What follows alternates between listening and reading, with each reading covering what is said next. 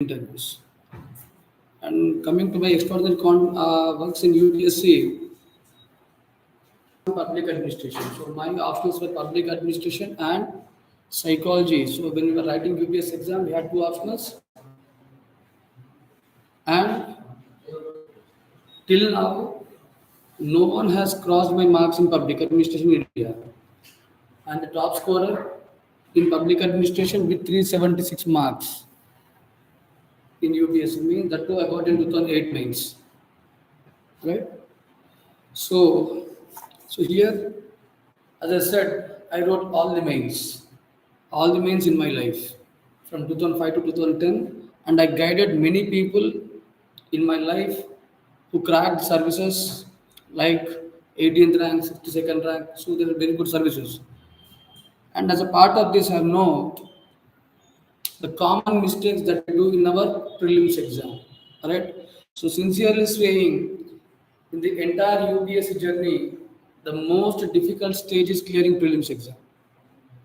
When compared to mains, prelims is the tougher part. It is the most difficult part in the entire civil's journey. Right?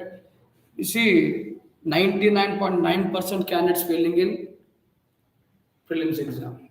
And when we look at our performance, right, that is when we analyze our failures in prelims exam, the common reason that we see is the common common errors like silly mistakes, very simple and silly mistakes that we do. All right, because we don't focus more on basics. Every time we make our preparation more complex and so complex that we are unable to even answer a basic question that are asked in UPSC exam. Remember, out of 100 questions asked in UPSC, 50 questions are at basic level. 50 questions, you take any subject, that is all the subjects in total together, it will be 50 questions which can be answered by any candidate who is preparing for UPSC exam. Right? So, so out of 100, 50 will be simple questions, that is basic questions which requires a common sense to answer them, even without having a serious preparation, even without having what you call too much research. If you are good in common sense thinking, you can answer these 50 questions. And coming to 25 questions, they are of moderate level, that is where the answer will be in two of the options given, that is it will be 50-50, and the remaining 25 questions, it will be difficult questions to answer. To take any UPSC paper, 25% will be difficult to answer, 25 will be moderate, and 50 will be such questions which can be answered by everyone. That is who prepares for civil services for 6 to 8 months. They even can answer these 50 questions. But here we make mistakes even in these 50 questions. So if you fail to clear these 50 simple questions, think that they are out of UPSC exam. Right? And the most common mistakes that we do is in polity. Polity is an area where you will get a very simple and straightforward questions. And here, even in this, so normally you will take if you take polity weightage, you will get around 10 to 15 questions. Averagely, it will be 15 questions or so, plus or minus 3. Right? And out of these given questions, 80% questions are straightforward and simple. It won't require much thinking or much analysis. Right? And it is an area where even you can save time. The advantage of polity in UPSC prelims is even you can save time. That is, to answer 10 questions, you can hardly it will take 6 to 7 minutes. That means you can save around 5 to 6 minutes on polity area. That is what the advantage of polity. That is, so if you can calculate, because UPSC prelims all about your time management in the given 2 hours. Right? So if you see the trend of, so you have question papers with you? Yes. You have the question papers. So if you see this trend of questions being asked, all right, so I have segregated some of the areas right? So if you take this, the one who is on live streaming, so please you can download the question paper from the link given below and check out the question paper. All right. So if you take these questions, the questions that were asked in 2021. So if you take the questions from preamble, take the topic of preamble. So let me talk about the weightage of the topics that have been asked in UPSC exam. So we have many topics in polity. We have preamble, salient features, fundamental rights, DPSP, center-state relations, amendment procedures, union government, state government, judiciary, constitutional bodies, and extra constitutional bodies. So these are the areas that you can normally find in the Lakshmikant polity book, right? So out of all these areas, where UPSC is mostly focusing on, right? So on what are those areas where UPSC is commonly picking the questions, the more number of questions. So one such area is preamble. So in every year you can see averagely around 5 to 6 questions only on preamble and salient features. Remember, so you take anything, you take in 2021, you take in 2020, 2019. In 2019 it was 2 questions asked, all right? In 2018, it is again 5 questions asked. In 2017, it is almost all 8 questions asked. All right. In 20, so at an average, you can see around 5 to 6 questions only on preamble. Right. So preamble and salient features are the most important area.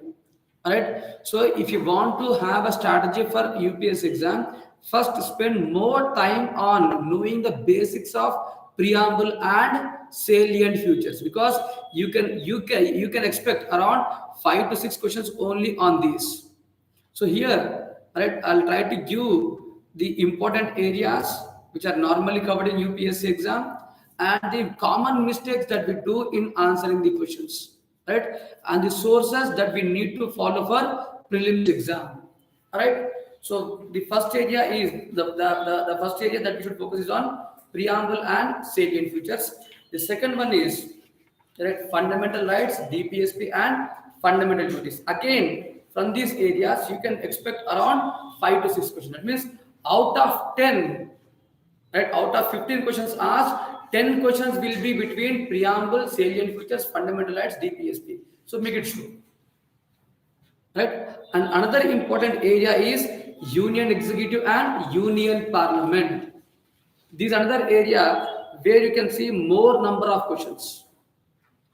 Right? So 80% of UPSC polity questions revolves around this area. So any serious candidate who is preparing for UPSC exam, right, these should be the focus areas on polity. So from polity, you need to focus on these areas. I'll say one thing. If you are good in a union government and union legislature, you can also apply same thing in the state as well as state legislature. So we need not have a separate preparation except in few cases. But if you are strong in union legislature, automatically we can also cover state legislature. When you cover President of India, automatically you can also cover governor. So when you read your cabinet, union council of ministers, again you can cover state council, union government, that is union executive and union legislature. All right. So from this you can expect 10 to 12 questions, and the remaining 3-4 questions it is from the rest of polity. So you have center-state relations, local bodies, and things. So each question from local body or so. So that means any preparation should be focused on these things. Now this is what the first point that we need to know. Right? So when you are revising polity, all right, so give more importance, or 1 to 10 times focus on these areas. All right, this is what the first things. Second thing, the sources that we normally refer. So whenever it comes about polity, automatically we think about Lakshmikant book. Undoubtedly, Lakshmikant is an important source for UPSC exam, because it is a student-friendly book. Right, very easy to read and very easy to complete the syllabus. All right, so we mostly focus on what we call the Lakshmikant, and we keep on reading Lakshmikant. But my sincere advice, when you look at the UPSC questions, right, So the questions that are asked on preamble or these fundamental rights or DPSP, particularly on these areas, 90% of the questions are purely based upon NCRTs. It is about the level of NCRTs, the kind of information, the kind of analysis that is given in NCRTs. Even when you look at 2021 prelims, right? So I can say, if you take this, the second question, constitutional government. So this is a question which was asked almost like 3 times in UPSC exam. Same question has come. It was asked for more than 3 times. And remember, when you look at the word constitutional government, it is clearly given in NCRT. When you read 9th class NCRT and 10th class NCRT, you find this, even it is a direct question in NCRT book. Every line you see here in this question, they are present in NCRTs. So the problem that we do, the common mistake that we do in our preparation is we neglect NCRTs. We totally neglect NCRTs. So I want every student, right, who are writing for UPSC, please revise NCRTs thoroughly. NCRTs will help you like anything. Just by reading NCRTs, you can clear UPSC exam. I'm sure. Right? So this is what the first point that we miss. Right? Focus on 9th, 10th as well as the 11th class NCRTs. Do read these NCRTs thoroughly. Once you have at least 5 to 6 times revision, right, then go for other sources. Right? And every question that is asked in UPSC prelims, they are mostly 12th standard, 12th level difficulties. You won't be asked any complex questions in UPSC. UPSC will never give any question that can't be answered. Every question that is given in UPSC has some kind of logic, which requires a common sense in answering it. Right? So do try to focus. So you will get this common sense thinking. You will get the required way of thinking, right? Only when you read NCRT books. NCRT books will make you to think in a different way. The thinking that is exactly required for prelims exam. Right? So do start reading NCRTs. So it won't take much time to complete NCRTs. Hardly it will take, say, to complete each NCRT, it will take around 3 to 4 hours of time. Right? So spend around 1 week of time only on NCRTs, then go for the other sources. Talk about any kind of material or any kind of what you call the test series or anything on the online platforms. But first thing, do complete your NCRTs. Right? Democratic Politics 1, Politics 2, as well as Indian Constitution at work. These need to be focused on. Right? So this is what about the sources that we need to refer. And here, another thing that I can say on the trends of UPSC, coming to the questions of current affairs. Right? Questions on current affairs. So that is polity-based questions. So here, obviously, every question that is asked in UPSC will have some or the other way it is related to current affairs part. But to be sincerely speaking, UPSC is focusing on last 2 years current affairs. So hardly we read this year's current affairs. But to have a sincere preparation, if possible, do start your current affairs preparation from 2020 June or 2020 April. So do cover at least 21 as well as 20 also, because the kind of questions that are asked in UPSC, right, they are almost all 1 to 2 years back current affairs. Right? So this is a practical trend and no one can deny this point. Right? So if possible, if it is not, so as you are having a time, I think, so you have enough time to read. So even now in these 5 months, if possible, just have, so you have plenty of sources now. So it is not that difficult to have this, to have access to these sources. So just have a glance of these, what you call issues. Right? But be cautious, don't get involved too much into this online material, because you have a plenty of material, plenty of information, and don't burden yourself with this material. So do have a clear discrimination of what to read and what to avoid this, what to avoid in preparation. Right? So this is what another thing that is to be noted. All right. So now let me talk about the trickiness. All right. So UPSC prelims is all about the way UPSC frames the question and the kind of option that is expected from the student. I'll say one thing in UPSC exam. All right. So after reading a question, the immediate focus will be on the first option. So have you seen the previous papers at least? Have you seen the previous papers? Have you ever tried independently in an exam mode? Have you ever tried answering them? So normally when you answer them, after reading a question, the very first option will be tempting to answer. You are being made to give that answer after seeing the question. So it is a UPSC way of asking questions. The first option that is given to you will make your mind to get tempted. It is a clear trap that is given by UPSC. And most of the time we will fall in that trap.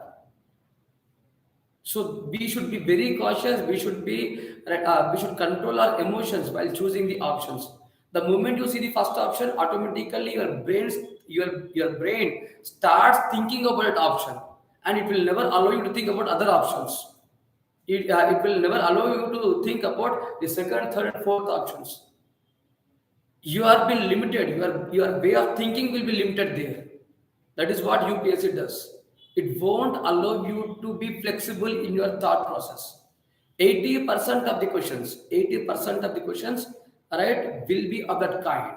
All right. So this is what one trick that normally UPSC uses. It is a way of, it is a kind of psychological test that UPSC has. So if you look at the first question that is given to you, what was exact constitutional status of India on 26 January 1950? It is a democratic republic, right? A sovereign democratic republic, a sovereign secular democratic republic, a sovereign secular socialist secular democratic republic. All right. Option D. B. So one said D, one said B. One said D, one said B. Now, any other options from other people? What is your answer? B. All right. So, what do you guys in the last? See here, that is how we make the mistake. What was status of what do you call constitutional status on 26 January 1950? All right. If you take the words of, it is a simple thing. The words like socialism, secularism, they were added to constitution only in 1976, but not before 1976. All right. So it is simply a sovereign, democratic, and republic.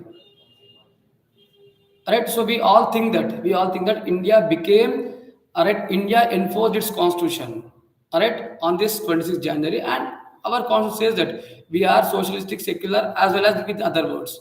But we should be very clear that we are.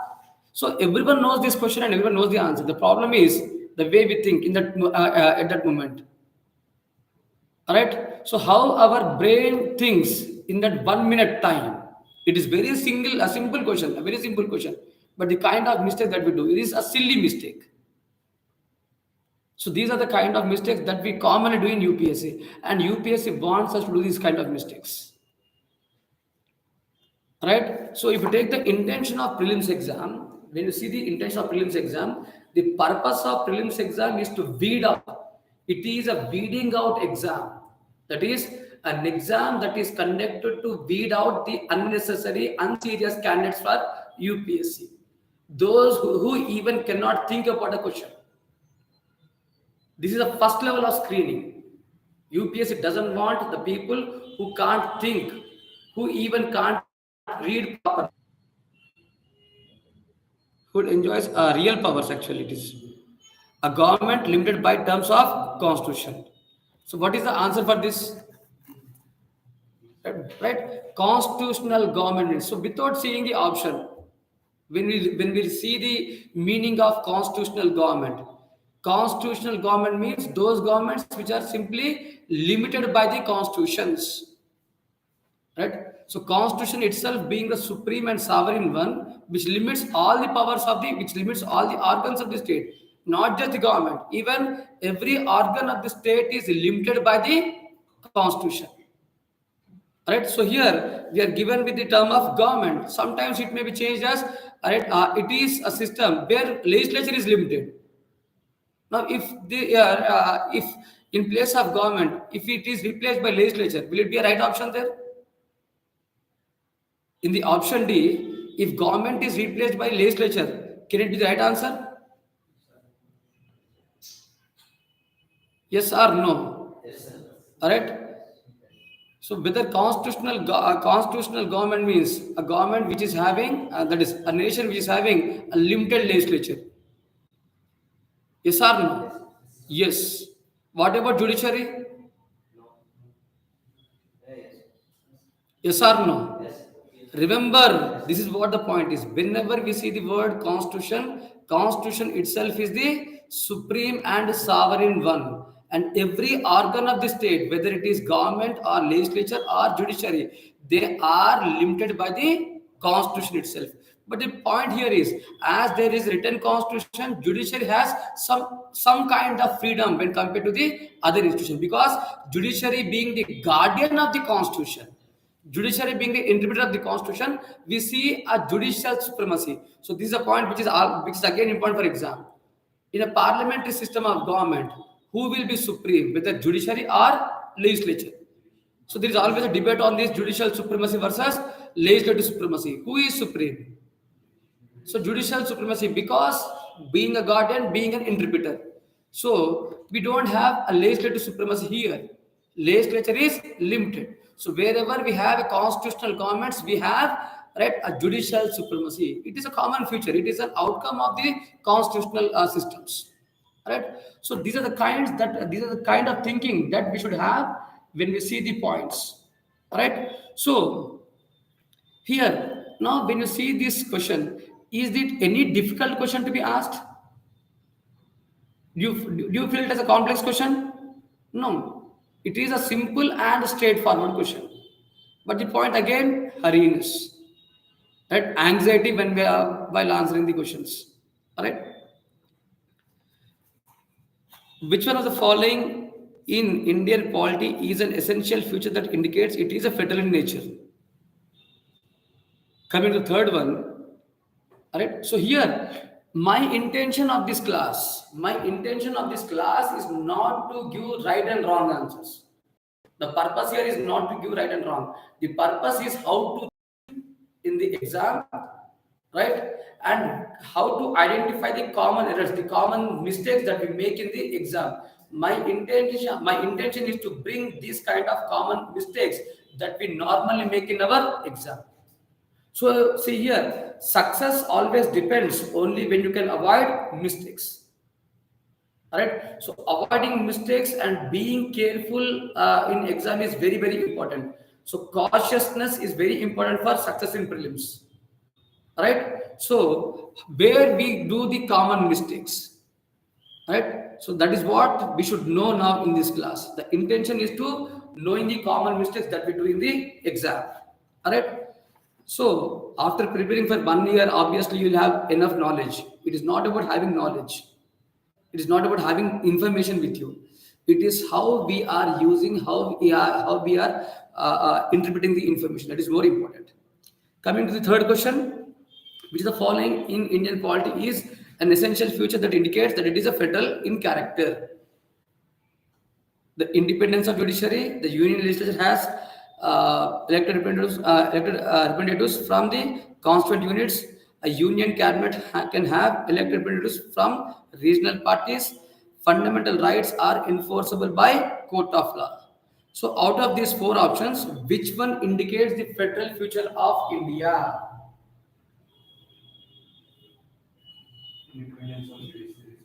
Independence of judiciary is safeguarded. All right. Independence of judiciary is safeguarded. This is one option. The union legislature has elected representatives from constituent units. That is, members being elected from the constituent units. What do you mean by constituent units here? States. States. So representation from states. All right. Coming to the third point, the union cabinet can have elected representatives from regional parties. Now, don't. What is the wrongness in second and third? Legislature having a representation from constituent parts. That is from the states are given representation. All right. States are given representation. All right. So whether bicameral system is a future of federation or not. Yes or no? Obviously, bicameral system is a future of federation. So bicameral system means having two legislative bodies. So in India, we have Lok Sabha as well as Rajya Sabha. All right. So what Rajya Sabha consists of? So Rajya Sabha consists of members who are elected by states, simply state legislative assemblies. So here, don't you think that union legislature having representation from constituent parts? What is Rajya Sabha? Don't you think it is a part of union legislature? Don't you think it as a part of union legislature?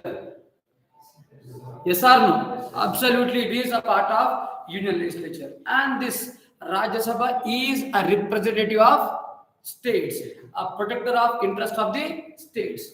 So now what is wrong in this statement? Actually, nothing wrong. These are legal features, but the question is asked essential feature. So first option will be the most essential feature.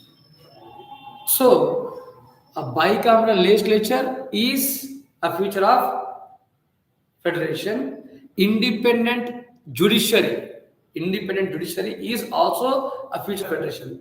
So my answer, so why I should not keep B, why I should not go with B? Both are essential features of federation. Bicameralism as well as, see, that is how UPSC plays. The first option is very tempting for us. So answer is A, undoubtedly answer is A, but I want why B is not an answer there.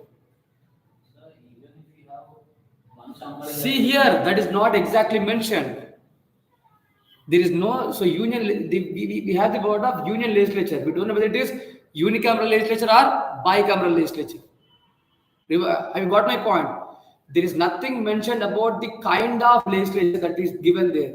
If it is unicameral legislature, then we cannot call it as a future of federation.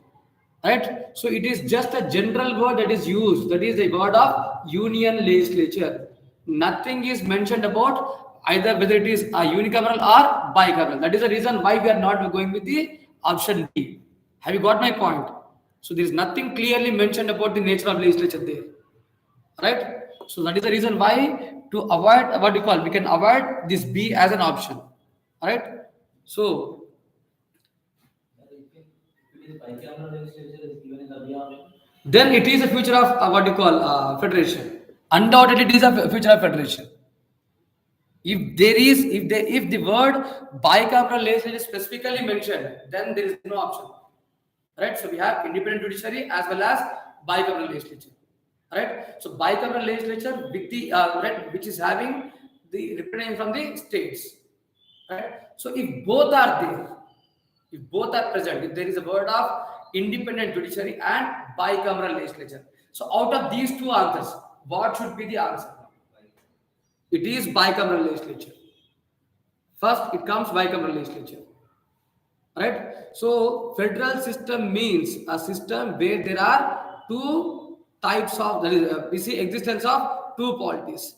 Federation is a system where there is strong states when compared to the union. So first of all, first importance should be given to the existence of multiple tiers of government. Then comes the judiciary to weigh the, what we call, to make the balance between the union and the states. Right? So if there are two options, both are answers, but the first preference should be given to bicameral legislature. All right? So without having a states, can it be called as a federation?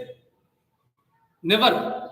It can never be called as a federation. The first feature of a federation is dual polity or dual governments. Existence of at least two levels of government. That is the first feature. When there is no two levels of government, then there is no point in having independent judiciary, right? States ఉన్నప్పటికీ కూడా bicameral legislature లేకపోవచ్చు అట్లా See, that is the case, then we can't call it as a federal system. Have you got my point? That means states are present, states are there only to act as an administrative units, but not to act as a political units. So in such system, states will not be called as political unit. Alright? So creation of states for administrative reason, right? It won't be called as a federation. States constitutionally powers in their obviously It will be called as federation. Alright? So wherever there are states enjoying constitutional powers, states which are constitutionally created to act as a political unit, then such system will be called as federation. Alright? See, right? America is a pure example of federation. America has a pure federal system where states are more stronger when compared to the union, right? So we don't have the same kind of status in India. Indian federation is totally different from the American federation. So we are a part of both British system as well as the American system. That is the reason why we call them, we are as quasi federal system, right? So this is how what we call, you are right from your preparation days, you should have this kind of thinking. Without this kind of thinking, it is not possible. Again, it will be difficult to clear the exam. So right from day one, that is what the purpose of practice. When you keep on practicing, you should get many doubts, and if you keep on clearing your doubts, then prelims will be a cakewalk. I never failed prelims because the first attempt I gave, it was on my own without any coaching, and that too by doing job. Right? So I focused more on practicing and practicing. I used to practice every day, and I used to refer the textbooks. So wherever mistakes, whatever mistakes I do, I used to analyze on my own the kind of mistakes I'm making out. So if we can't rectify our mistakes, right, I think prelims will be a difficult part, right? So why we see, even after taking coaching, even after spending years together, why some people fail? The reason is they don't analyze themselves. You should keep on analyzing yourselves, your mistakes more importantly. Alright? So every time you answer some question, you should know each and every option. You should analyze each and every option. It is not about testing right and wrong. The only thing that we do is, right, we only think about the number of marks that we are getting. But here, the focus of practice should be on testing each and every option. Say, for example, the fundamental rights are enforceable by a court of law. Right?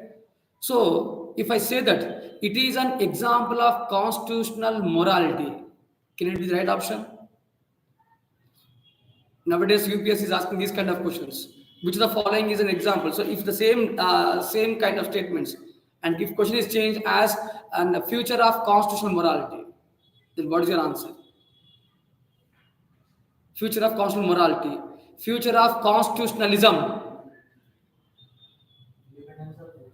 independent judiciary, enforceable rights, all the of constitutionalism as well as constitutional morality. Right? So try to focus on this. Coming to the next question, the word that defines the term state. Which of the following clearly defines the state? So we all did polity, but without knowing the definition of a state. What do you mean by state? It is a country. What is a country? What is the answer for this question?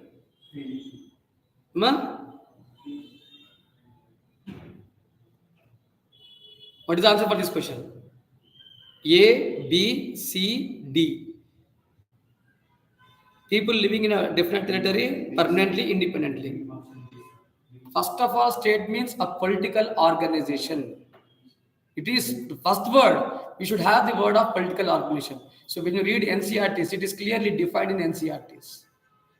State is a term which defines politically organized society. Man by birth is a social as well as political animal. By birth, we are social and political animal. That is, we can never live individually. That is, we cannot live in isolation. We always live as a part of group. We are a part of society. And when we are a part of society, we need some kind of regulation on us. When we are living in a group, each member of the group is regulated by that society, by that group. So this regulation itself is a political function. So by birth we are social animal and by birth we are political animal. So polity definition starts with this.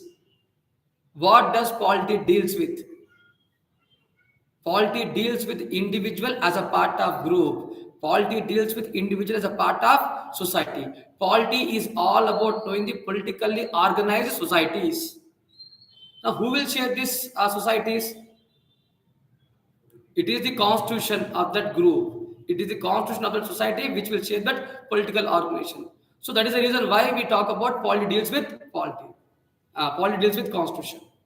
Right? So our definition of polity always starts with this term state, with the term of political organization. Right? So here these kind of words, these kind of questions requires common sense thinkings. Right? Need not depend on any kind of textbook. If you can think, you will get the answer. Right? So, coming to the next question, which of the following facts constitute this best safeguard of liberty in a liberal society?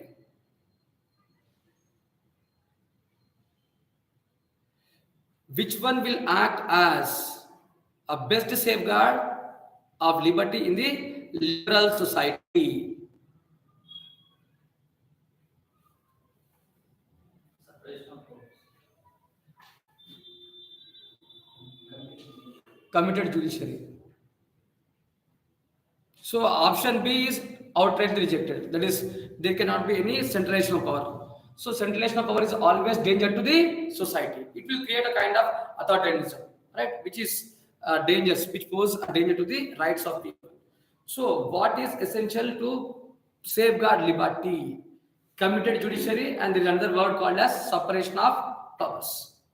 The very first option is tempting for us because judiciary is there and judiciary is meant to protect the rights and liberties of the individual. Independent judiciary. What is required is independent judiciary, but not committed judiciary. What do you mean by committed judiciary here? Whether it is unbiased or biased judiciary. It shows biased judiciary. Separation of power which ensures independent judiciary. Right? Separation of powers is meant to promote independence among all these institutions. Right? So it is separation of powers. Answer is D. Right? So now if you say the same question paper, if you see the same question paper, two questions have come on independent judiciary in the same year.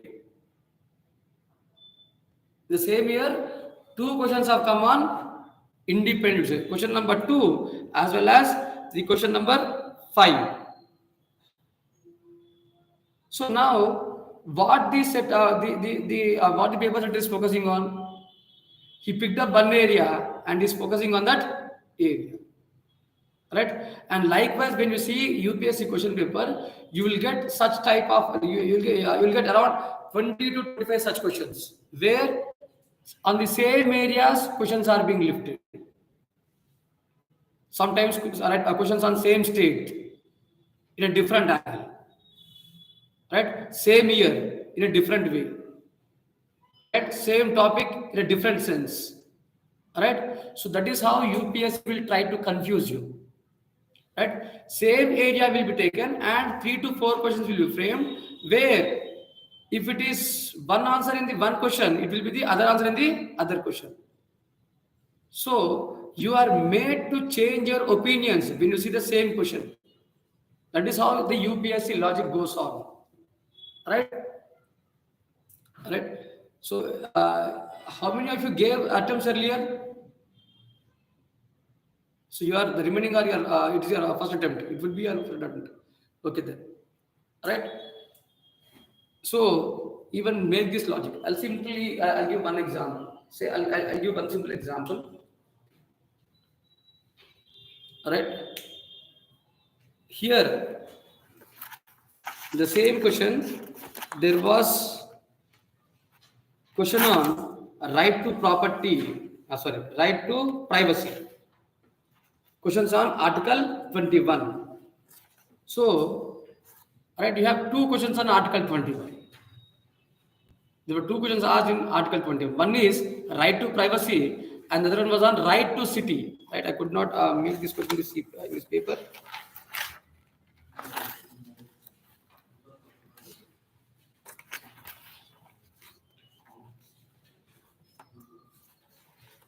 There was a question on right to city, even in 2021 paper. Right to city is also part of Article 21. Right? So, on the same area, you have two questions asked, but in a different sense. Right? So, that is how UPSC keeps on thinking. Right? So, when you don't know the answer, in UPSC, try to bring the linking ups. There will be some common link between different questions. If you can identify its common link, then you will get the answer.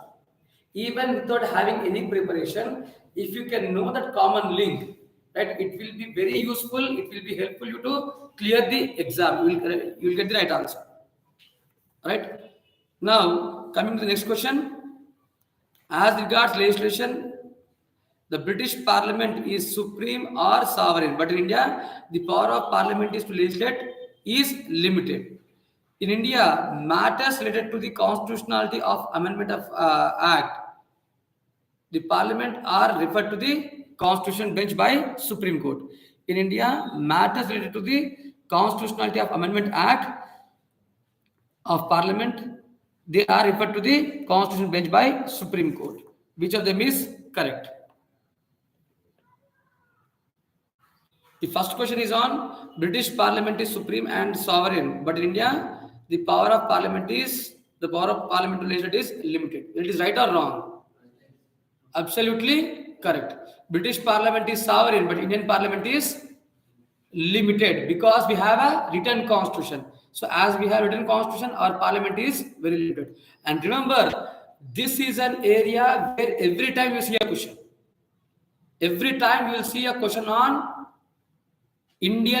futures of Indian parliamentary system.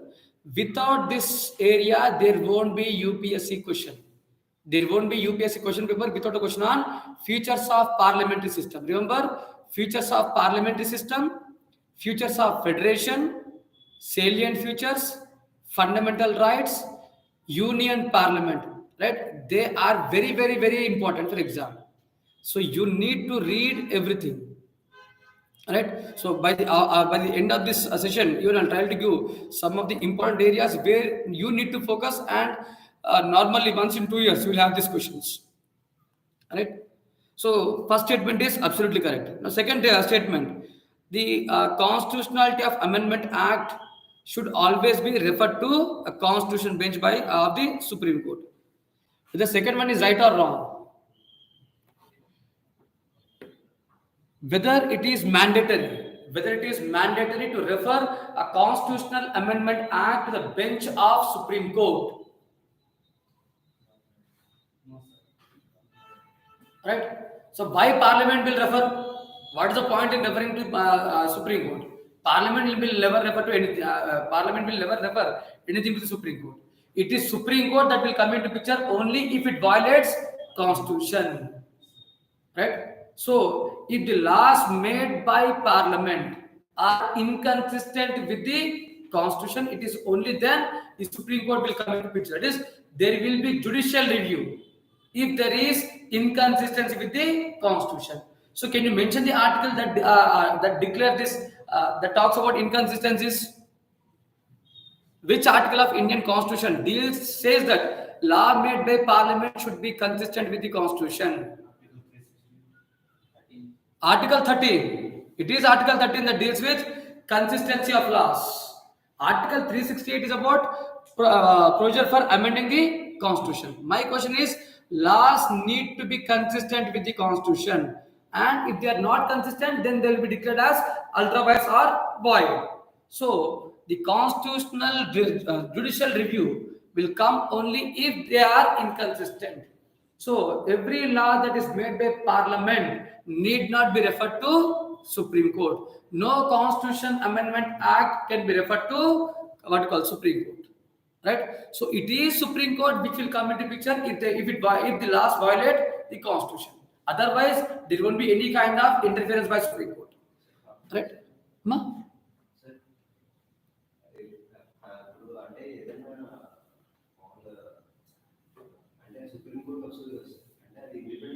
See here, Supreme Court on its own, it has suo motu powers. If there is no what you call, if there is no petition filed on its own, Article 132, Article 133 of the Constitution empowers the Parliament to act on its own. So Supreme Court has what you call suo motu powers, right? So where it can take up the case on its own if it is violative of Constitution, right? So no need to have any kind of petition there, right? So second statement is wrong. So answer is only one. It is only one. So here, when you see these questions are basic questions, but which requires some kind of thinking.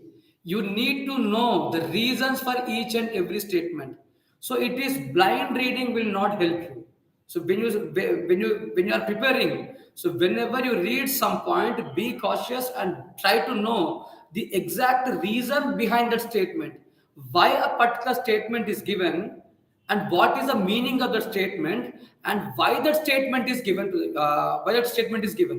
So you need to have this kind of analysis when you read something, whatever you read, right? So what is the exact point there, what is the meaning of it, and why it was given, what is the reason for giving that statement. So when you have this kind of mindset, then any question that is asked in UPSC, you can simply answer it. So blind reading, blind completion of syllabus will not work, right? And if you take these statements, see here, now we are in a classroom session. We are in a session where we have ample amount of time within us.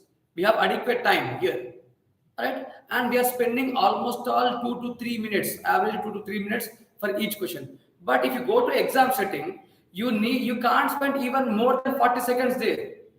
And in that 40 seconds, you need to read each and every statement, right? Every statement, almost all, except first question, every statement is a lengthy statement. You need to read the question, you need to read all the statements, and you need to bring out the answer in 40 seconds. Just imagine the kind of limitation that we have. So it requires a faster thinking, a faster analysis, right? So this comes only from your practice. So right from your practice stage, unless you are cautious about this, I think it will be difficult again, right? So this is a point where you need to focus on, right? So straight away when you read any book, underline them, try to know the meanings of them, and bring out the reasons behind them, right? So coming to this questions asked in 2020. Separation of judiciary from executive. Same question asked in 2021, same question asked in 2020. And separation of powers is one area where UPS is more interested. So so for me, preamble is the preamble and salient features of Indian Constitution. If you are thorough in this, damn sure you can answer 8 questions of polity. Alright, so when you read salient features in Lakshmikant, I think you can answer any question in polity, except the questions from current affairs. Alright, so separation of powers, judicial review, another point, another area. Alright, judicial review functions of Supreme Court. These are another area which normally UPSC is more interested. Alright.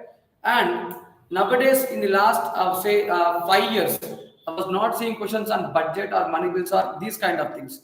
But before 2015, Almost all from what you call 2010, 7, 8 to 2015. Questions were even asked on budget, money bills, instruments of control. That is like question R, 0R, calling attention motion. Right? All these instruments along with budget, money bills, finance bills, and the funds, Consolidated Fund of India, Contingency Fund of India, and Public Accounts of India. You should be thorough in these areas. You should be very thorough in these areas because it is another important area which normally UPS is interested. So in last 5 years, I'm not seeing these questions, no questions being asked on this area. But tomorrow, right, UPSC can throw a bomb on these areas, right? So be focused on this, right? So coming to the question in 2020s, in India, separation of judiciary from executive is enjoyed by the preamble of Constitution, right? Directive principles of state policy, the 7th schedule, the conventional practice.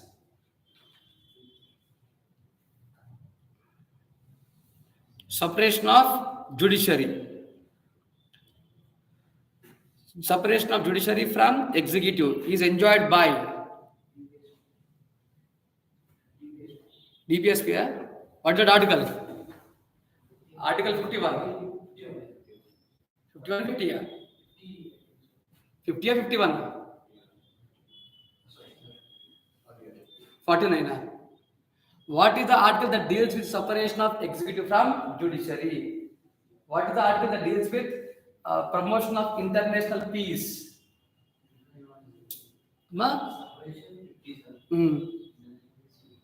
So you are getting confused.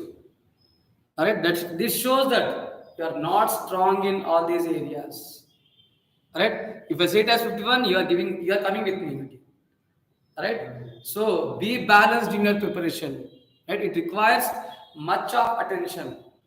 So it is this anxiety. 90% of UPSC candidates fail. One of the main reason for failing UPSC exam is anxiety. We are very anxious while writing the exam. We are very hurry in writing the exam. Unless you have this, unless you control your anxiety, unless you control your emotions, UPSC will never come to you. The first fundamental thing that you need to know in writing UPSC exam is controlling our anxiety and emotions. They're very much important. Right? So it is this anxiety and emotions which makes us to make blunder mistakes. The known mistakes. Even though we know the answer, still we do the mistake because of our anxiety. The purpose of testing should focus on this area. When you go for practice test, right, you should know whether you are holding your emotions or not. Right? So if anyone who is coming to UPSC, they are almost all average and above average, and at least they are hardworking. But the reason why they fail is they don't control their emotions. Right? So this should be practiced from your day one. Right? So the answer is DPSP. It is very simple question. The question is very simple. Right? And the preamble of Constitution. It is a tempting one the people who can't think. If we see normally, whenever we talk about DPSP, we always talk about welfare state justice. Right? It is a duty of the state. But we'll never think about, so most of the people, they don't think about these Article 50 or Article 51 or Article 49. We give much importance. We give much importance to Article 30, Article 39, Article 40, Article 44, Uniform Civil Code, because there is much debate on Article 44, and everyone will read all the cases on Article 4, but no one gives, because we know that there is a debate on DPSP from last 4 years, and every time there will be debate. The debate on triple talaq, and we expect a question on Article 44. But you never think that UPSC will ask question on Article 44. Never a question comes on Article 44 because UPSC knows that we are preparing Article 44 for the last 10 years. Right? So now coming to the question again in 2020. The second question. What do you mean by constitutional government? But options are different here. A government by legislature, a popular government, a limited government, a multi-party government. Answer is limited government. Just see how UPSC is asking the questions, the areas from NCRTs. Remember, every question that is asked here, you find them in NCRT books. Because I made questionnaire from each and every chapter of NCRT. That is the reason why I know from where these lines are picked up. I made questions right from 6th class NCRT to 12th class NCRT. Because this is an area which we normally neglect. That is the reason when I see some line in UPSC paper, automatically I can recollect from where the questions are from. Right? So, coming to the next question. Other than the fundamental rights, which of the following parts of Constitution reflects the principles of Universal Declaration of Human Rights? Now, what is your answer for this?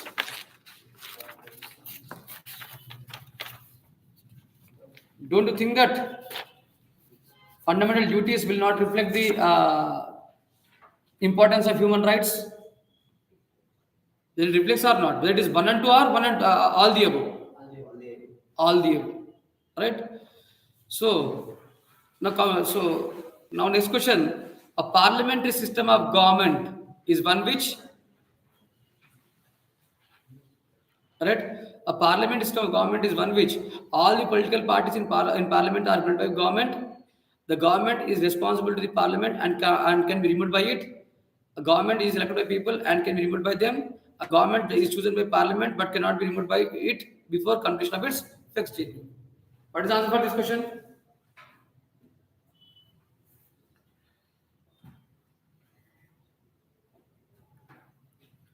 What is the question? What is the answer for this question on parliamentary system of government? The only thing, simple question. Whenever we see the word parliamentary system of government, the thing that should come to our mind is collective responsibility. Right? The government that is accountable to parliament and parliament having the power to remove it. Collective responsibility and its corollary of no confidence motion, Article 75. Right? So, right, fix it that this will be the area which will be asked every time. Right? Questions on parliamentary system of government, features of parliamentary system of government. So, all the features that you have in Lakshmikant or in NCRT, read them thoroughly. Right? Make it them thoroughly. Right?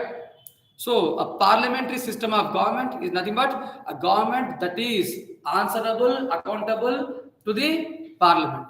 So, within parliament, it is accountable to whether it is both the House of Parliament or only to Lok Sabha. Right? So, accountable and answerable to Lok Sabha in particular, Parliament in general. Right? So, why only to Lok Sabha? Can you give the answer? So, Lok Sabha consists of people, Lok Sabha consists of members who are elected directly by people. More than this, it is the majority party in Lok Sabha that is allowed to form the government. That is the actual reason. Why only to Lok Sabha? Because the party that has majority only in Lok Sabha is allowed to form the government, not the party in Rajya Sabha. Right? So, that is the reason. The one who allows the formation of government has the power to remove the government. While Lok Sabha enjoys this no confidence motion, why Lok Sabha enjoys the power to remove the government? Because Lok Sabha is allowing the formation of government. So is Lok Sabha has the power to remove the government. Right? So tomorrow you can expect questions even on these lines. Why Lok Sabha has this power? You can be given these options. It consists of representatives who are elected by people. Right? It has a fixed tenure. It allows the formation of government. All the above. What is your answer for this question? Why collective responsibility is only to Lok Sabha? Option A, it consists of members who are directly elected. Second, right, it allows the majority party to form the government. Third, it has a fixed tenure of 5 years. D, all the above.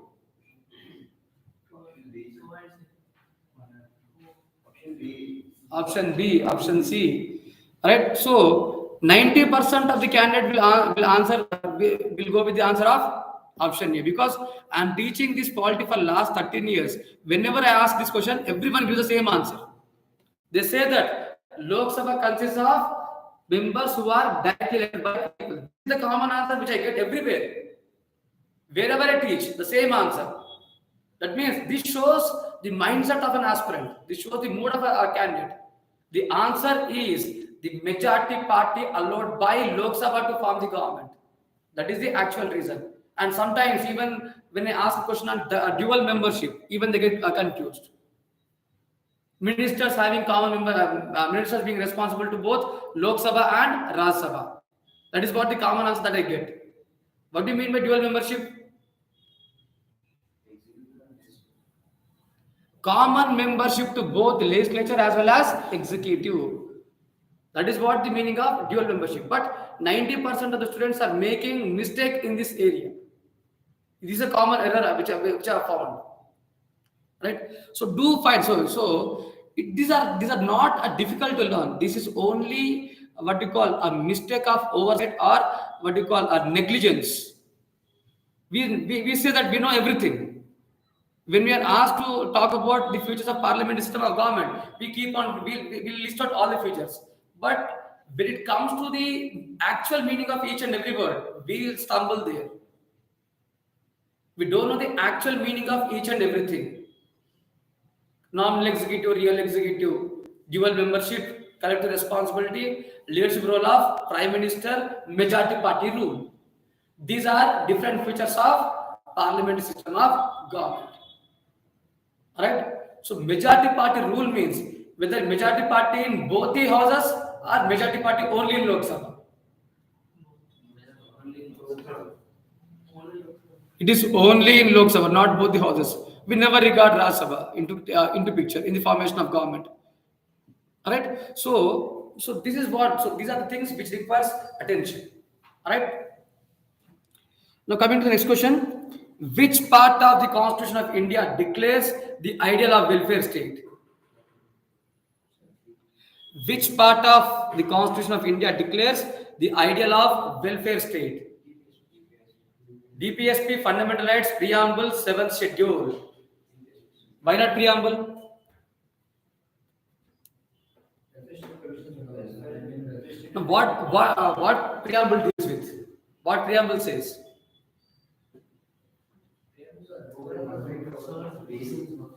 Ideas and goals of the Constitution. So Preamble only gives the ideals and goals of Constitution, describes what India is, but the exact goal of the goal of welfare state is clearly mentioned in article. Which article? Which article declares that the goal of India is a welfare state? The goal of Constitution is welfare state. 38 of the Constitution. It is Article 38. Just now I said that we keep on reading Article 44, 40, all these things, but we don't focus on those things which are essential. Article 38 clearly brings out the philosophy of DPSP, which states that the goal of it is a duty of the state to achieve the social order. It is a duty to promote social order. What do you mean social order? An order where there are no inequalities, removal of socio-economic inequalities, and establishing a welfare state. That is where we see the goal of welfare state mentioned in Article 38. So you need to read Article 37, Article 38 importantly. What is Article 37? What is Article 37? Now here there was a question on, say, this goal of welfare state. Right? We always say that this DPSP acts as instruments of instructions. They are the guidelines, they are the directives. They act as fundamental laws. All right? So we all say that DPSP acts as instruments of instructions.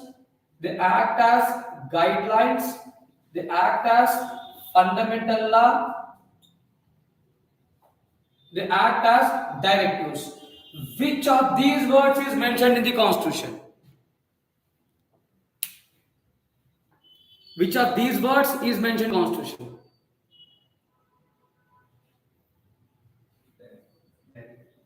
Right? Directives. What is the answer for this? Out of these out of the four given words, that is instruments of instruction, guidelines, fundamental law, directives. Which of them is mentioned in the Constitution? Fundamental law, Article 37. What Article 37 says? These directives act as a fundamental law in the governance of the nation. It is this word which is mentioned in the Constitution. Article 37 clearly states that they are fundamental laws. Why this government is required to follow them? Because they are fundamental laws in the governance of the nation. They are fundamental in the welfare policy making. So these are the basic things. Now just analyze yourself where you are.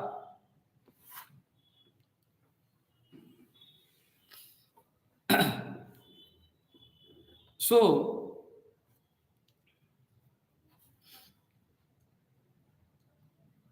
if you can practice last 15 to 20 years papers, I'm challenging you, you will clear every prelims exam. But it should not be blind practice. It should not be blind practice. So just imagine my way of thinking. When I see something, I'll bring two other things into my preparation. I'll bring two other points. I'll go before and after.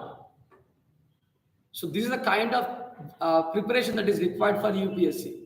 It is not just about that question. All the possible ways that UPSC can lift the same area in UPSC. You should know, you should have that idea where UPSC can go and how we should think about them. Right? Next, coming to next question. The Constitution of India defines its basic structure in terms of federalism, structuralism, fundamental rights, and democracy. The Constitution of India provides for judicial review to safeguard the citizens' liberties and to preserve the ideals on which the Constitution is based upon. The Constitution of India defines its basic structure in terms of federalism, secularism, fundamental rights, and democracy. The Constitution of India provides for judicial review to safeguard the citizens' liberties and preserve the ideals on which the Constitution is based upon. Why not one? Constitution has not defined basic structure. That is the first thing. So base structure is a judicial innovation. It is a judicial innovation. It is judiciary which has innovated this doctrine of basic structure, but not the Constitution. So we all know about case in the Party case. So here I am not going to go into this. All right.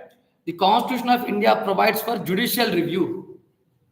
Now, whether Constitution of India has explicitly provided judicial review?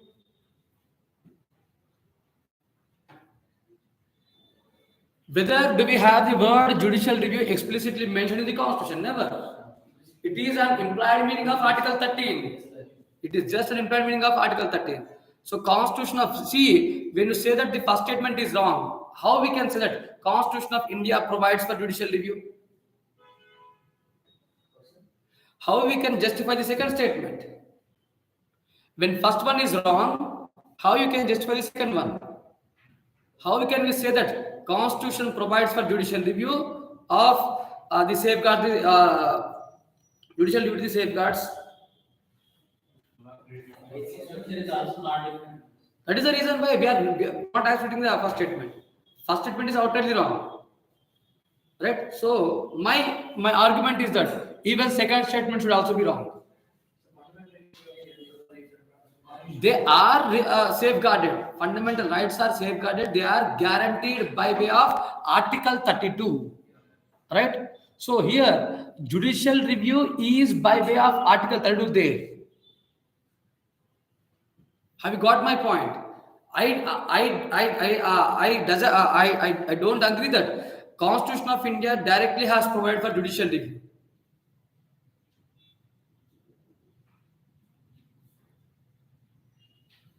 The question says that Constitution of India provides for judicial review. I don't agree with this statement, irrespective whether it is for safeguarding the rights or not. Judicial safeguard, judicial review is an implied meaning of Constitution, but not explicitly given by Constitution. Right? So you agree with that. So if that is the sense, why should we state that this statement is correct?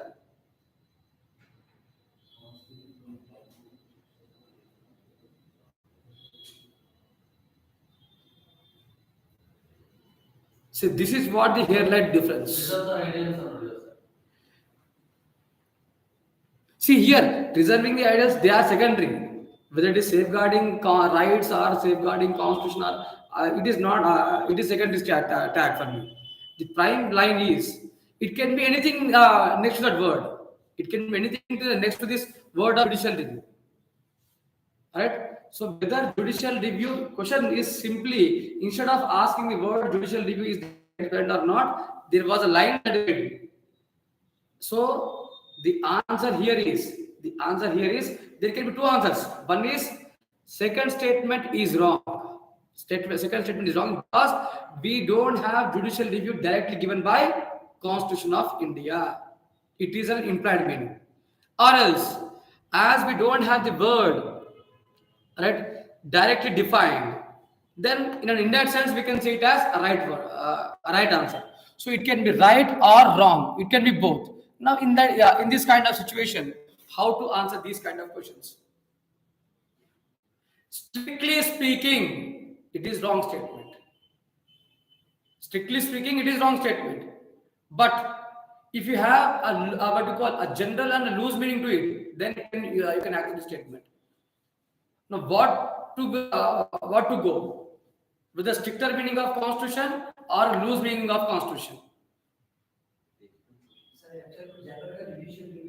Yes.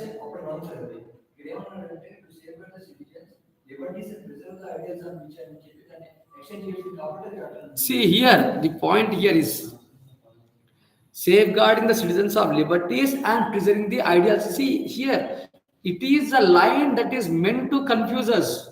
See here, the point is the purpose of judiciary is to protect the Constitution. These are the ideals, right? So no doubt in that. Now, whether the Constitution has given this power directly to the judiciary or not, that is, whether this judicial review is directly given in the Constitution or not, that is what the point is. Whether it is meant to preserve the ideals or we are not bothered about it. Whether this power is directly given or indirectly given. It is indirectly given. So we say it as indirectly given, but not directly given. Say for example, in place of judicial review, if I use the word writs, the Constitution of India provides writs to safeguard the citizens' liberties. It is absolutely correct statement. No doubt in that. But as we have this word judicial review, which is not mentioned in the Constitution, how we can justify this word? How we can justify this statement?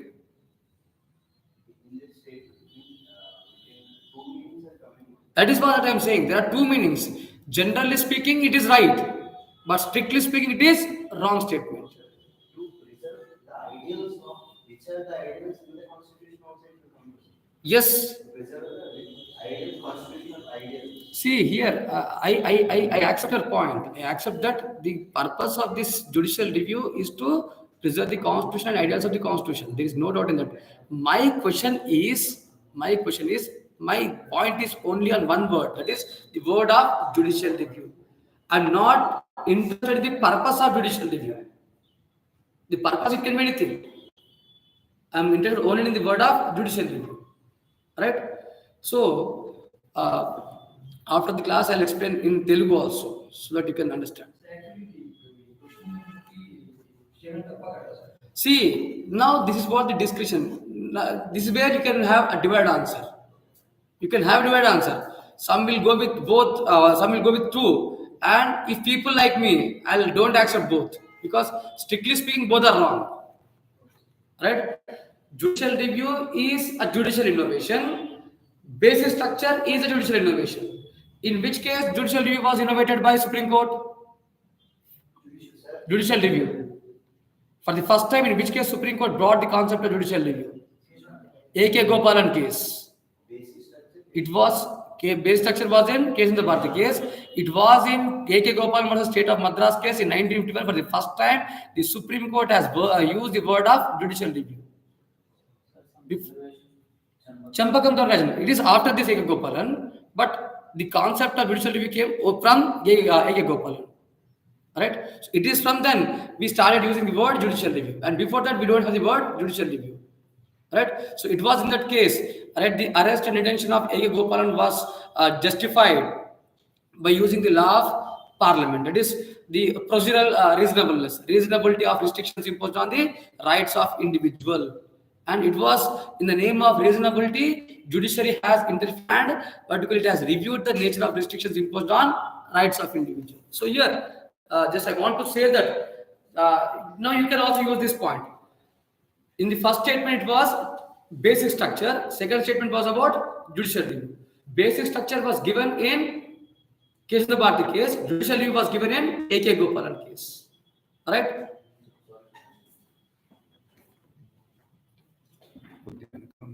Okay. So this is what the point is. Now, have you got the point? Exactly, this is what UPSC want to test us. Right? So, whether you are clear about these two terms or not, they are judicially innovated words which only meant to promote judicial supremacy. Both basic structure as well as judicial review, both these words are meant to promote meant to promote judicial supremacy. And always we see this question makes also the impact of basic structure, right? The preamble of Constitution of India is a part of Constitution but has no legal effect. Not a part of Constitution has no legal effect. A part of Constitution has the same legal effect as any other part. A part of Constitution but has no legal effect independently of others.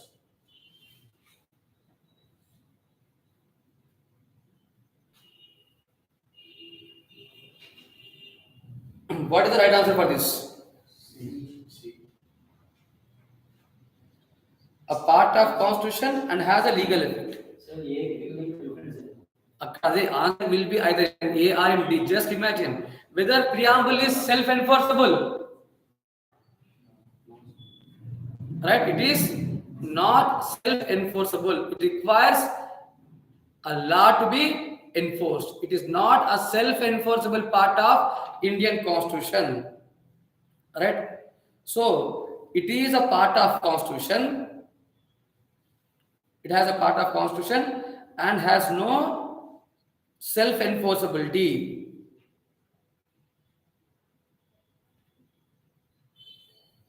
It has no legal effect. Coming to A and D, right? Whether preamble is same as of other parts of Constitution,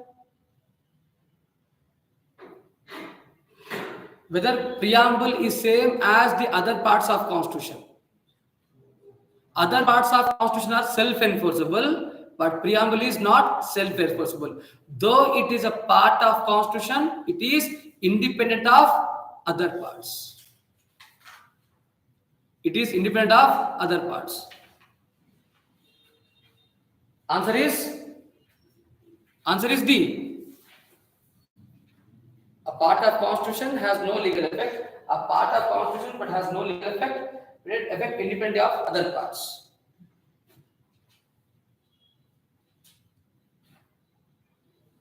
So these are the things, right? So this kind of thinking you will get only when you read NCERTs. Just imagine the questions that are being repeated, how questions are being asked. So particularly read 9th, 10th and 11th. Don't miss these NCERTs. So coming to question on liberty. So in 2019, I'm going to second question because first question has no much sense in that, right? Coming to second question, in the context of polity, which one of the following would you accept as the most appropriate definition of liberty? So when you read the word of liberty in NCERTs, you will get the answer. Absence of restraints. It is very simple answer. And even the same question was asked repeatedly. The concept of liberty was asked repeatedly. And the same, Amma, first question. 2019. 18. I'm talking about 2019. 2019. Just see the question paper of 2019. Right? So, in the 2019 second question, in the context of polity, which is the following would you accept as the most appropriate definition of liberty? Protection against tyranny from political rulers, absence of restraints, opportunity to do whatever one likes, opportunity to develop oneself fully. It is absence of restraints. 2018 first question. Which of the following are regarded as the main features of rule of law? Limitation of powers, equality before law, people's responsibility to the government, liberty and civil rights.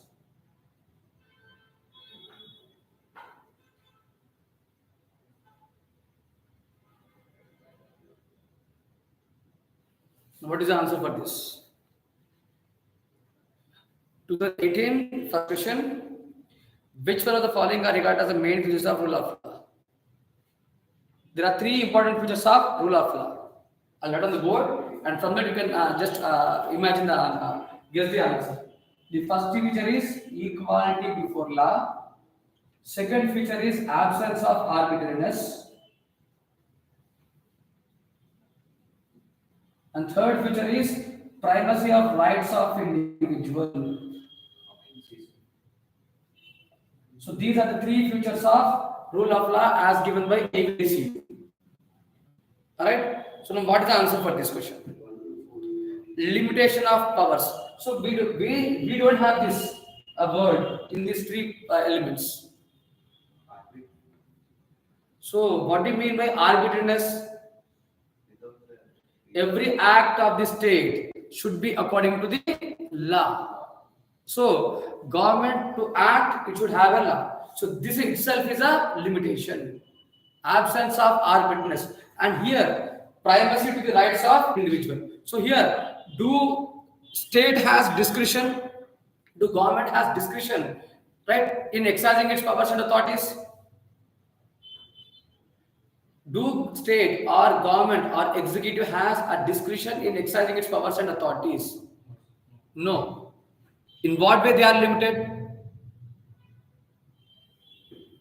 In what way they are limited? Fundamental rights itself acts as a limitation on the powers and authority of government. Government is not allowed to act as a despotic.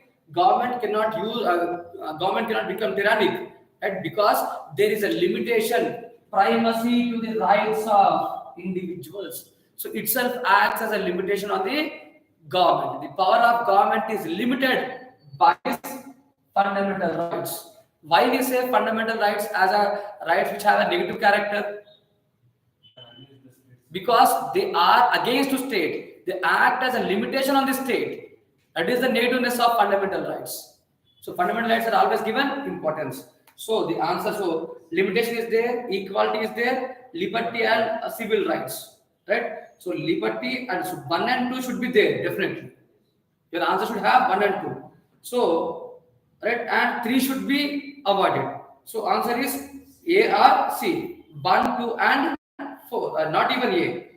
It is B or C. It is C. Right? So now, coming to the next question. Which of the following reflects the nicest appropriate relationship between law and liberty? If there are more laws, there is less liberty. If there are no laws, there is no liberty. If there is liberty, laws have to be made by the people. If laws are changed too often, liberty is in danger. Now, which one is the most nicest reflection or appropriate relationship between law and liberty? Right? Option A, option B, C. If there are no laws, there is no liberty. Now, do you accept with this? Do you feel that liberty is from the law of land? You say that if there are no laws, there is no liberty. Do you think that liberty emanates from the laws? Yes or no? Yes. So now I will ask. That means without constitution, there is no liberty for you. Law here, constitution is nothing but the basic law of the land. Without the constitution, there is no liberty. So whether do you think that the constitution is a source of liberty of the individual? Now, when mankind has born on this earth, do we have any constitution? Same other animals, even we are born free. Liberty is by nature. Liberty is by God. It is in our creation we have liberty. That is the reason why whoever make constitution, their sole duty is to protect the liberty of individual, because they are not the source of liberty. Liberty is given by the nature. Liberty is from the nature and from the God. And constitutions and governments are only meant to protect that liberty. They have no right, they have no power to control the liberty of individual, because it is not the gift of government. It is not the gift of constitution. It is the gift of nature. So the meaning of if there is no laws, no liberty, it is an absolute. It is an absolute one. So it has no meaning, right? If there is liberty, laws have to be made by people, right? So now, if there is, so whether it is mandatory to have laws, if there is liberty,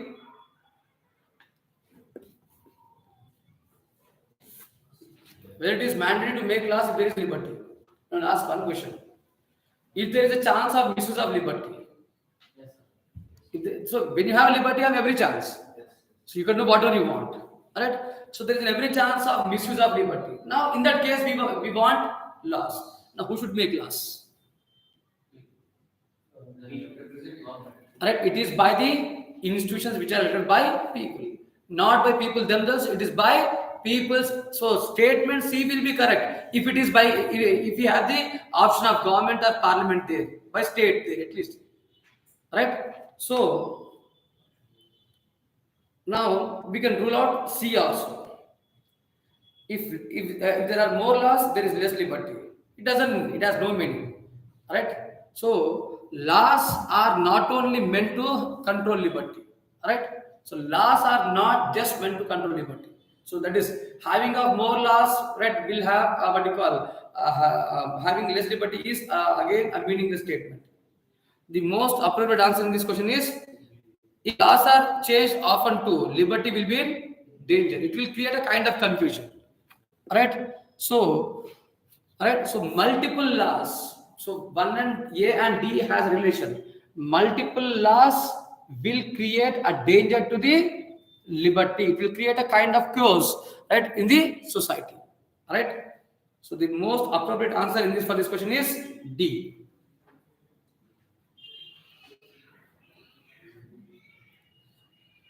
Now coming to the next question. In the federation established by Government of India Act 1935, residual powers are given to, it is very simple factual question. Residual powers according to 1935 is given to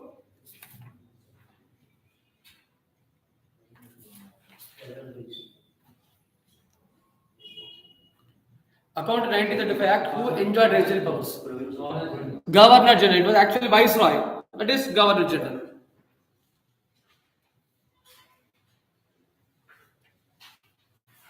Coming to the next question. The Parliament of India can place a particular law in 9th schedule of the Constitution of India. The validity of law placed in the 9th schedule cannot be examined by any court, and no judgment can be made on it.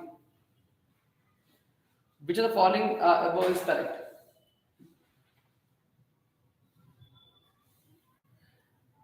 The Parliament of India can place a particular law in 9th schedule of the Constitution. The validity of the law placed in 9th schedule cannot be examined by court, and no judgment can be made on it. Which of them is true? This question was asked in 2018. So based upon 2018 conditions, what is the right statement there?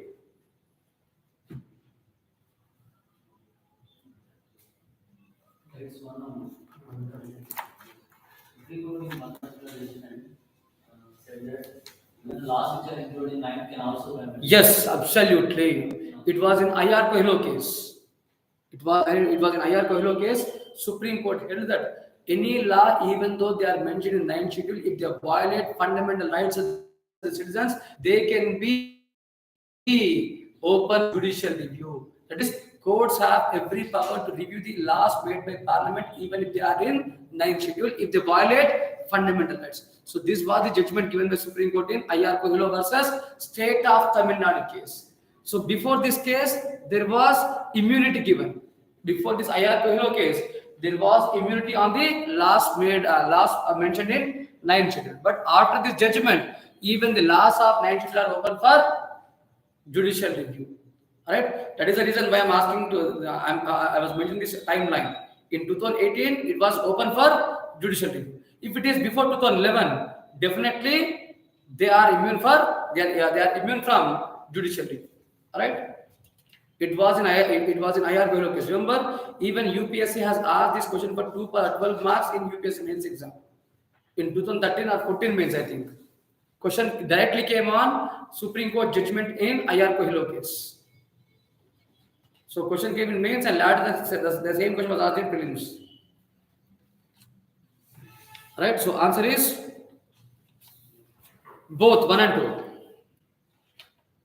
One of the implications of equality in society is implications of equality. What do you mean by equality? What is the implication of equality? Means restrictions. So what do you mean? So cannot be examined. Oh, sorry. Now they can be examined. Statement is wrong. Only one. The validity of laws placed in 9th schedule can be examined now. Cannot be examined is utterly wrong. So that is what I am saying. If it is before 2011, this statement would have been correct. But as it is after 2018, as it is after 2011, it is wrong statement. Alright? One of the implications of equality in society is absence of privileges, restraints, competition, ideology. So equality itself means absence of any special treatment, absence of privileges. What does Article 14 says? Complete absence of privilege. Absence of restraints is liberty and freedoms.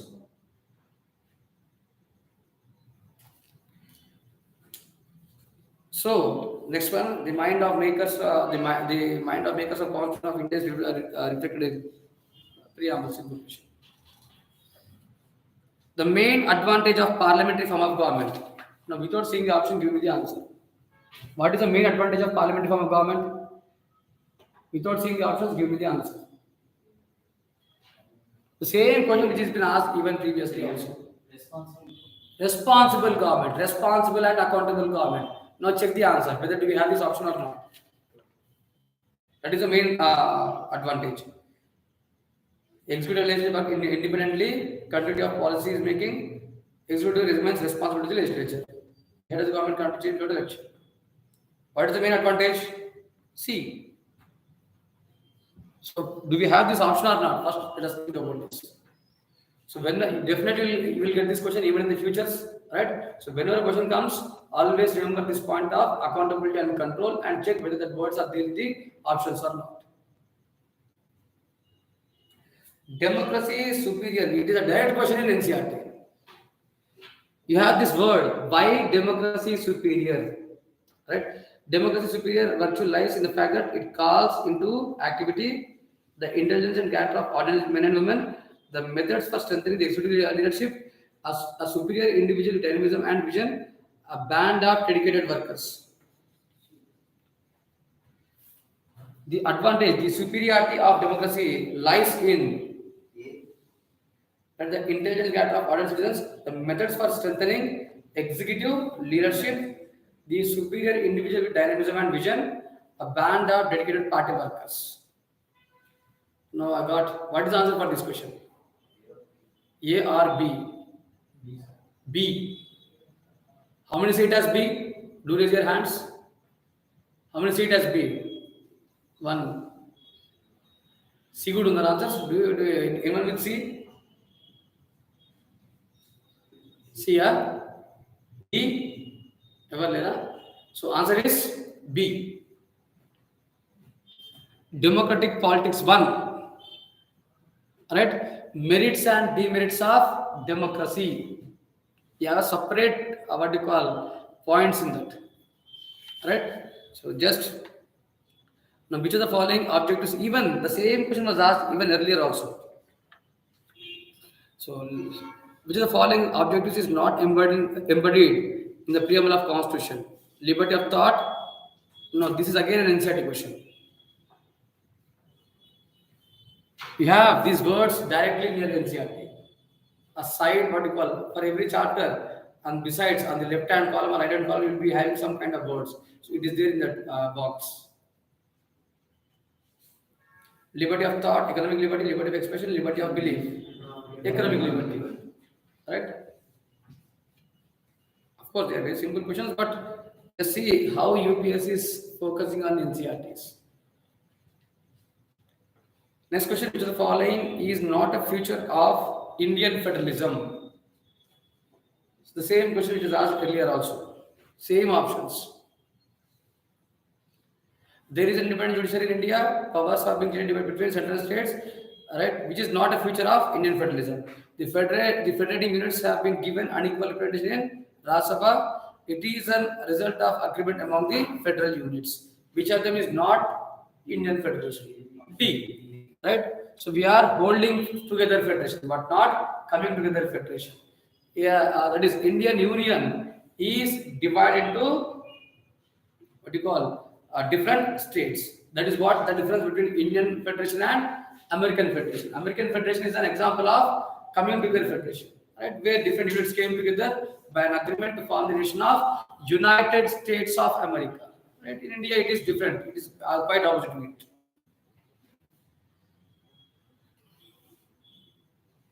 Right? Out of the following statement, choose the one that brings out the underlying cabinet form of government. What is the answer?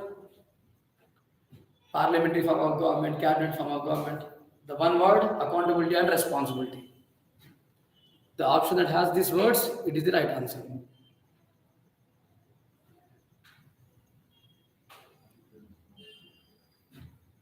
What is the right one here for this question?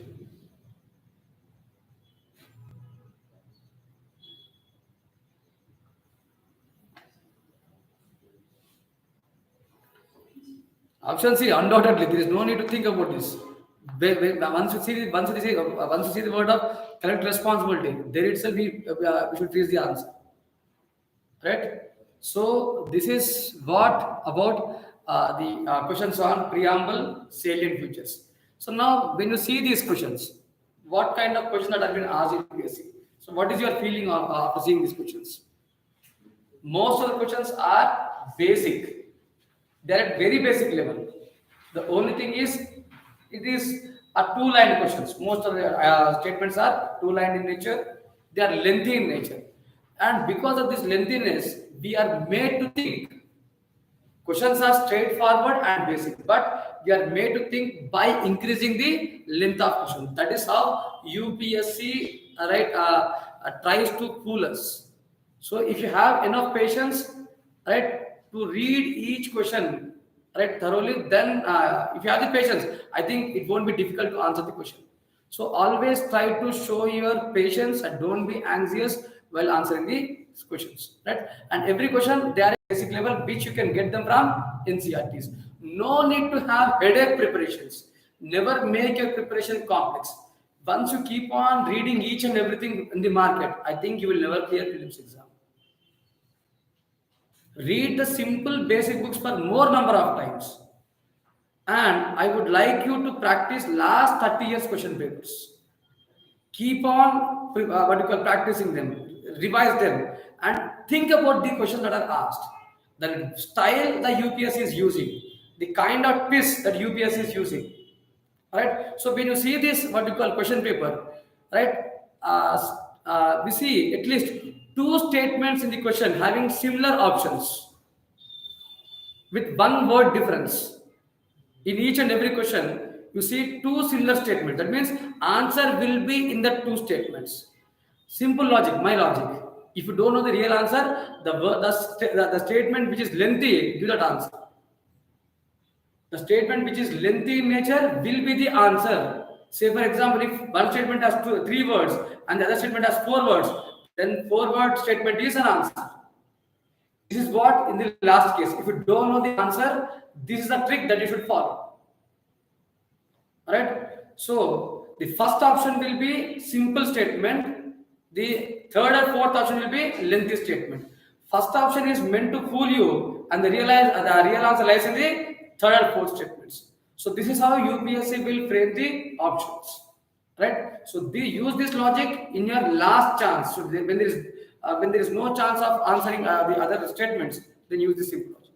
So now, how you felt this discussion? Was it good? Right? So now, if we conduct these kind of sessions, right, will it be helpful to you for all the subjects? Okay, then for today's of the class here, we'll meet in the next day. Thank you.